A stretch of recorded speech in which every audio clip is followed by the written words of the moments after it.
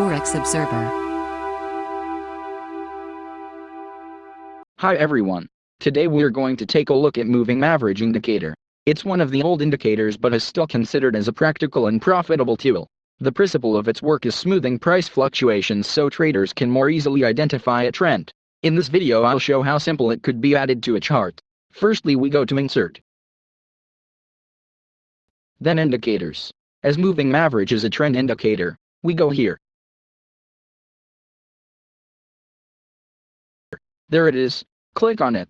In the window you can see three tabs: Parameters, Levels, and Visualization. On the first tab you can set a period. Mostly traders choose a 10, 20, 50, 100, or a 200 period. Also you can customize the shape and color of your line. On the tab Visualization you can choose a time frame it will be available for. We're going to focus only on periods. I'll tell about other settings in our next video.